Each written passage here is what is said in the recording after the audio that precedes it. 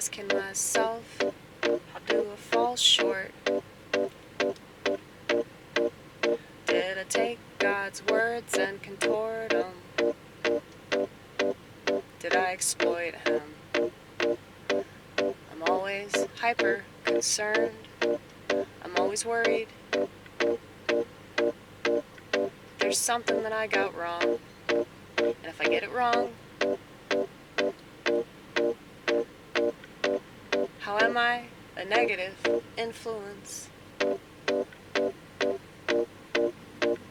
people that watch me perform, people that watch this channel and scorn what I do?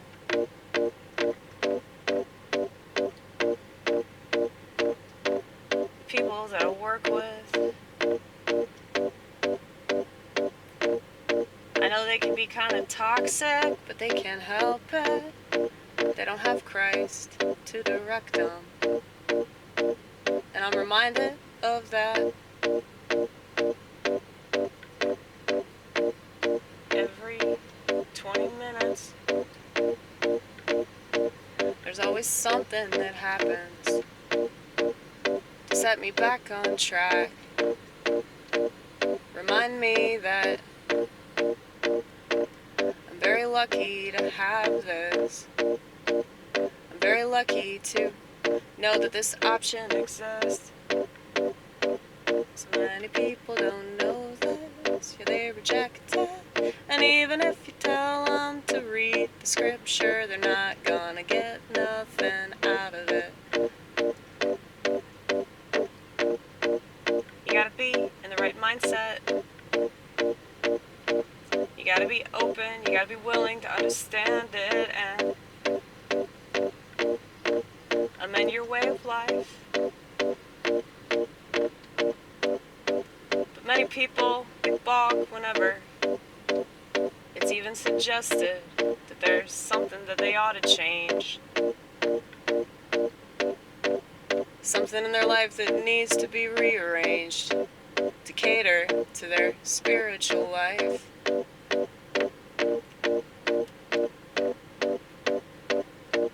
And they say you only live once. And they say, well, do you really want to spend your life running from all the bad stuff? Well, I didn't. I probably have the most unique story. Well, I don't want to say that. I don't know that. It's unique compared to other people that I foolishly compare myself to. But the only one that you should be comparing yourself to is you. Who did you used to be? What did you used to do? I don't know what I just said. What did you used to do? I don't know.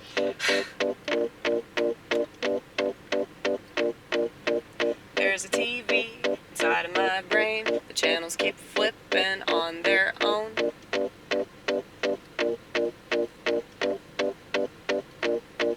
And if you saw me in a public place when I'm all alone, you'd assume I was insane by the party that I can't seem to refrain from engaging in. And I'm so much happier than I've ever been, 'cause I just accept the state I'm in and not try to change it, not try to change it, just accept it, whatever the fuck it is.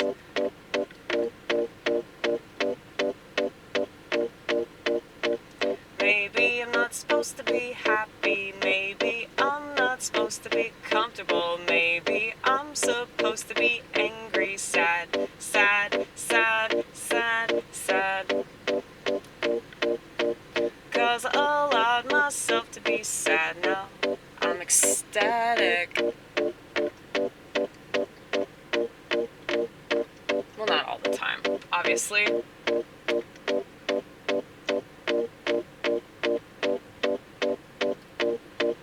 But I think that this mindset that I have is quite ideal. Probably because I accept what's real and not try fabricated to my liking. So many people do this, it's frightening, because they won't be satisfied with the result, because it's not supposed to work out. Whatever you're fighting, there's a reason underlying everything. Everything. If you want the truth, you'll find the truth, yeah. But most people don't want it. They just want to sit around and feel sorry for themselves. Victim, victim, victim, victim, victim, victim, victim, victim, victim, victim, victim, victim, victim.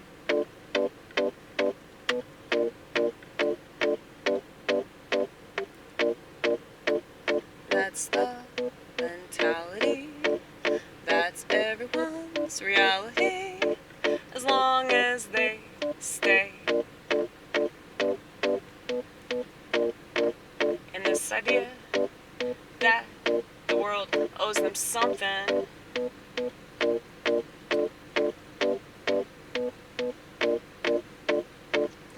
I wish I could give everybody what I have. I wish I could package it and put a nice little bow on top of it, and they would open it and they would be so ecstatic because they'd realize that everything that they thought was so terrible, everything that they thought made them weaken. Weaken.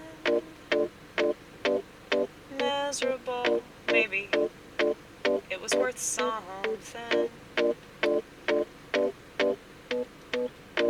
I'm just saying that there's a gift in everything. And if you sit with it long enough, you realize that if you sit with it long enough, it probably won't be so bad after a while. Besides, there are far many people out there, far many people. See, I can't fucking talk. I can't really play piano either, that's why I'm only playing like 2, maybe 3 chords if you're lucky. Yes, consider yourself very lucky.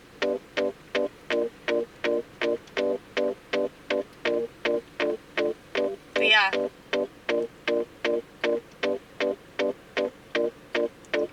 Just because something is difficult, just because something is challenging, that doesn't mean you're not supposed to have it.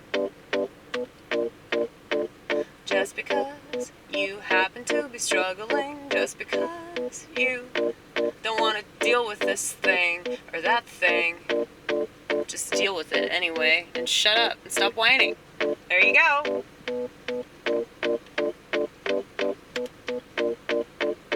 The solutions are right there in front of you, but you just keep staring at your phone. That's all everyone does now.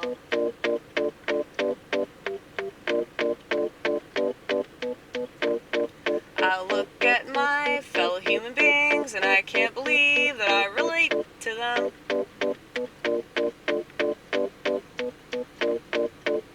I can't believe that we have the same genealogy. I can't believe. I can't believe.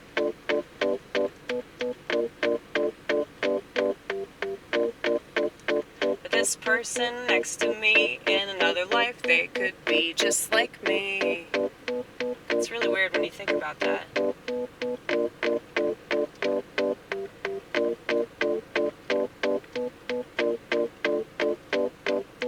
But I guess that's the beauty of empathy, is that it makes you think.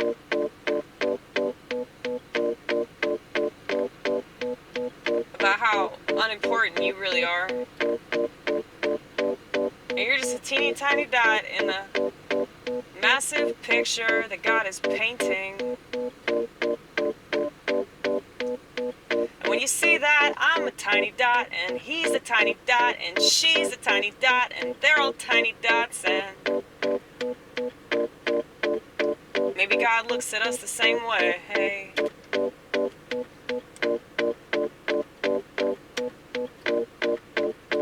Cause I have a purpose, and hopefully he has a purpose, and hopefully she has a purpose.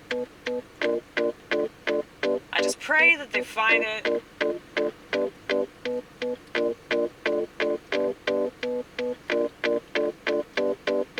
But you know, I tend to interpret the Bible pretty literally.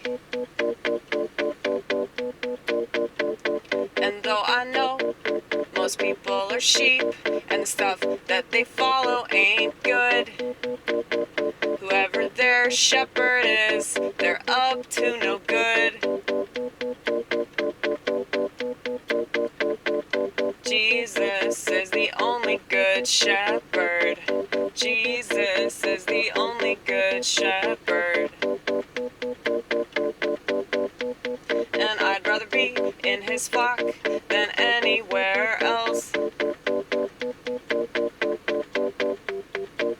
And I don't care how silly that sounds, 'cause I realize that to the very few, it's quite profound.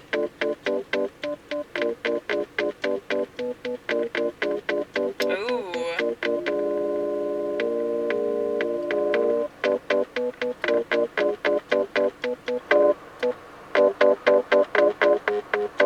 I don't like it. Yeah, it's not that good.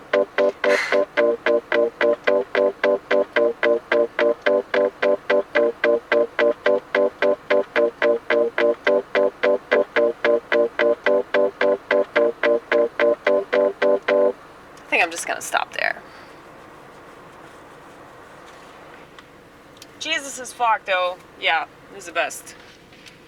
It's way better than all the other flocks. It seems to just change all the time, you know, like, I get that, like, sometimes, you know, people, they consider themselves Christian, and then, like, they fall off, they lose their faith. I feel like people are actually a lot stronger in their faith if they weren't always a Christian.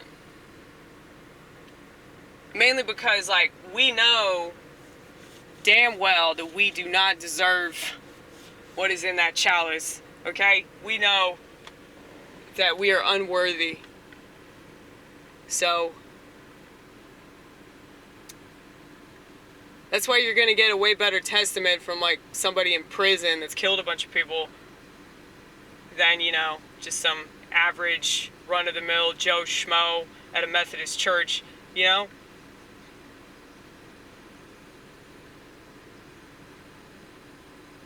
And I've always felt that way. Like, every time I go to a church, I just look around me and I'm like, are these people really feeling it the way I'm feeling it? Because last night I went to this really, really fancy schmancy Orthodox church. And, I mean, like, the iconography was fucking amazing, dude. Like, it had this dome with just all this iconography on it. It was so intense.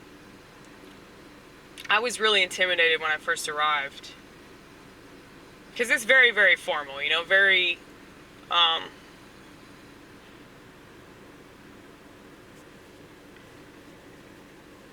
intense. Yeah, intense is an appropriate word to describe it.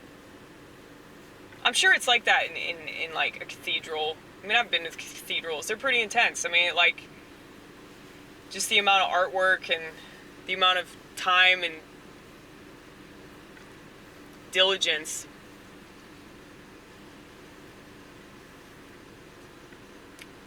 that's spent, you know, making these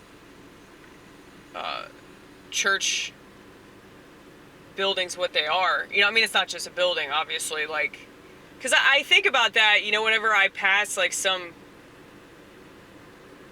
you know,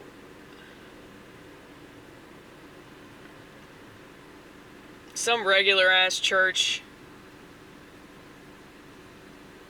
it's like, you know, you're in a church, but it's like, it's still,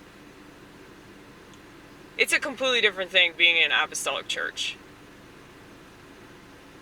Because of the history and because of the reverence, I would say, that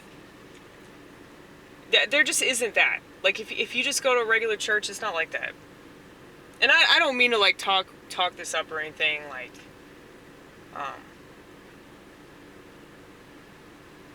because I feel like anytime I talk something up, I'm, like, talking something else down. But I guess that's just part of it, you know? Like, yeah, your church sucks compared to mine. How about that? How about that? Let's be real. Let's be totally honest. Your church fucking blows, dude. Your church is in a Kroger, okay? It used to be Kroger, and now y'all talk about Jesus for whatever reason. No, but I see this all the time. Like, they have churches that are inside a building that was formerly a corporate communist grocery store chain. Okay? I used to work for them, so I can say that. Now, granted, I've never actually been inside. Maybe I should try it. Maybe I should see what they're all about. Maybe the church of formerly Kroger is amazing. Yeah. I mean, if they found a way to incorporate the scripture into, like, you know, what was formerly the grocery store, that would be so fucking funny. Like, if they found a way to do that.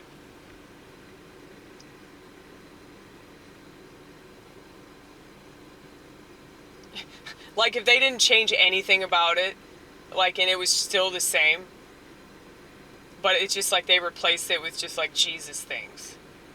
You know? Like, can you imagine that? I'm having this whole visual right now, y'all.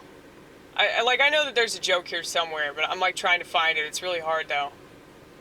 Sometimes it's easier to find the joke than others. But, I mean, I think I've shown y'all, because it's on this road. Like, we drive past it all the time. But yeah, this church is like one of those, like, hip and dip, cappuccino machine kind of churches, you know? All the people with spiky hair go to this church. Yeah, I never want to sound like I'm being judgmental. I never want to sound like I'm, you know, just being hateful towards anybody, because that's not the message.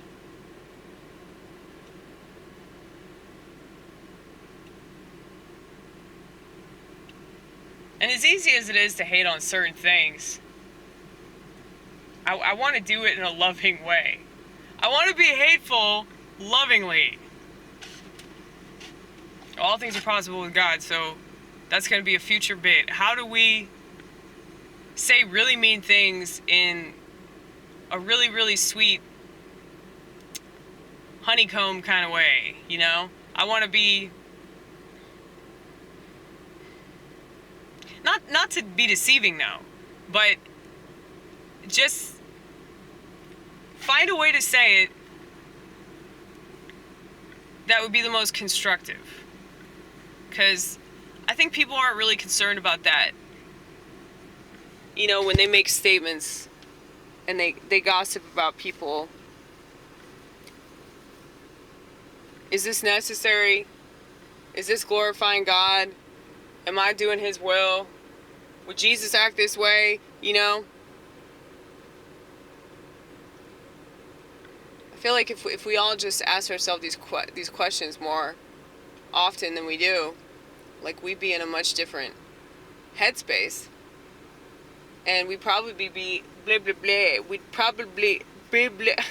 We'd probably be in a much happier point in our lives, because we'd realize that, you know, we need God's help to be good and to be better and to do the things that we strive to do.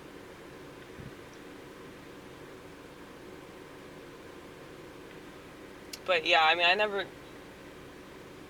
I never want to be the way that I am sometimes. If I'm to be completely honest, like, there is a little bit of shame in the way that I am, but it's like I can't really be any other way, man. Like, I almost think that it's like some sort of demonic spirit that's messing with my head, making me think that I'm not doing the right thing, when I know that, like, being on YouTube and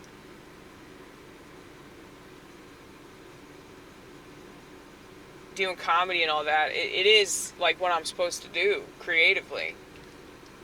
But I guess it's just hard because, like, yeah, I know I sound like such an insensitive cunsor, especially watching these videos where I just go off on psychiatry and pussies, as far as I'm concerned. When I go off on so many members of our society that just don't want to deal with anything on their own. But I have to remember that, like, they can't help it because they live in a society that's not promoting that in any form or fashion, you know. They want you to be totally reliant on the system. That's why they don't teach kids how to garden. They don't teach kids how to draw water or sew or, like, do anything useful, you know. Like, how can you be a piece of shit mass consumer? That's what we're going to teach you. You know, we're not going to teach you any life skills. We're not going to teach you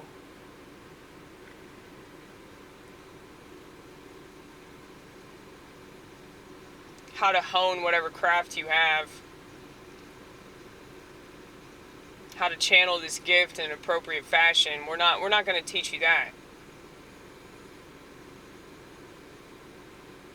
But yeah, it's something that I realized a while ago that I'm sure a lot of people with a disability can agree with. It's like, you know, I don't look at schizophrenia like it's a disability. I look at it like it's an opportunity. And I think that people are just totally wrong, and they just want to play the victim, because they look at things like, and that's very much the devil, by the way.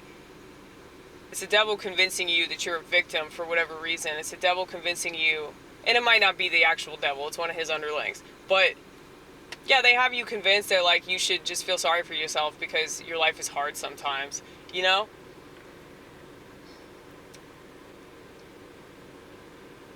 And that's gotta be terrible to, like, be so naive that you actually believe that bullshit. I almost said stupid. So glad you caught that, Amy. Yeah, because these people aren't stupid. Well, some of them are, but, like, just because you take psychiatric medication doesn't make you stupid, or just because, like, you read a self-help book, you know, that doesn't make you stupid. It does make you naive, though. Because you think that if any of these motherfuckers actually want to help you,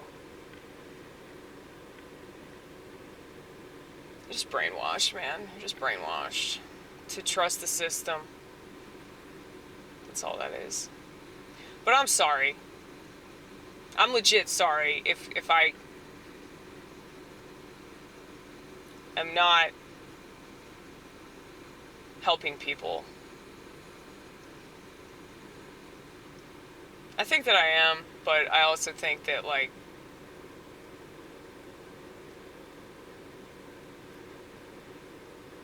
but what's help in a society that, like, believes that taking pharmaceuticals is going to solve a problem? I mean, what is help to that society? Of course you're going to come across as a cunt because, like, you're saying the exact opposite. You're saying, no, you don't have depression. You're just weak. No, but it's fine. It's fine if you get sad and cry and don't want to get out of bed. You know, it's fine. Just get out of bed anyway. And just, I don't know. If you're sad, just be sad. Like, why do you have to distract yourself? Why can't you just be sad? Like, why? I don't know. I guess I just don't understand that about society. Like, what is so hard about just being sad or just feeling uncomfortable, you know? Or being bored, you know? Like, people think that boredom is going to kill them. Like, all these people with, like, ADHD, like, they don't know what to do if they don't have a phone.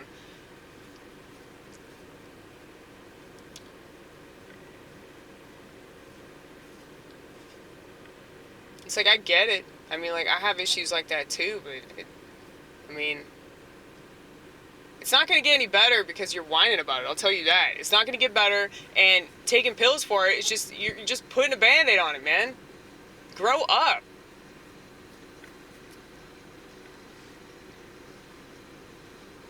Yeah, I'm pretty sure though, like, everybody's got ADD though. If they live in America, they definitely have ADD. Like you said, JBA, just be an American. It's so true though. It's so true. Like, everybody in this country's been inoculated, and that's the thing. They won't talk about that. That's like a thing that starts when you're like a baby, man.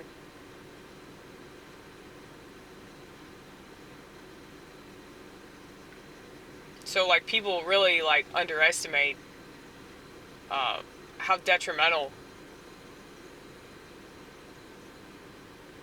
all that shit really is. You know, and that has, like, accumulative effects, like, over time, you know? Like,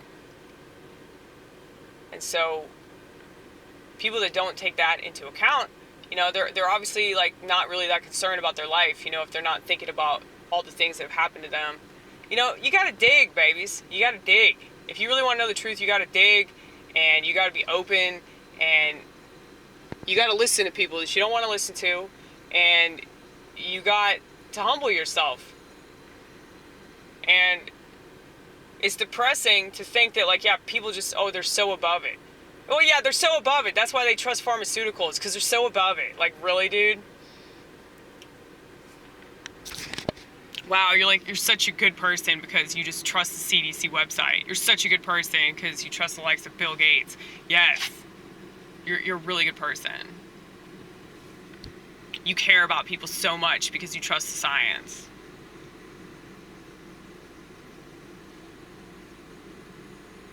Like, people that make fun of conspiracy theorists are scum.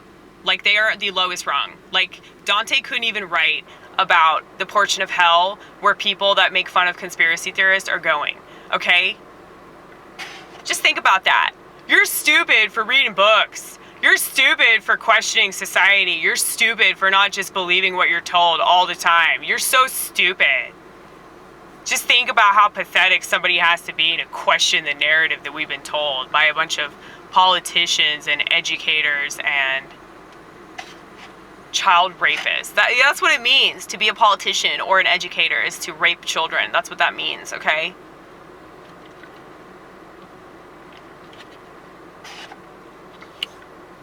Because even if you're not raping them physically, you're raping their minds. And I just think about all these boomers and Gen X people, they're like adult children. Like, they really are. And not in a positive way, not like Amy Gross kind of way, okay? Like, we have fun shopping in grocery stores while we're depressed. We still have fun, you know? I'm about to go in the grocery store right now, so pray for me, okay?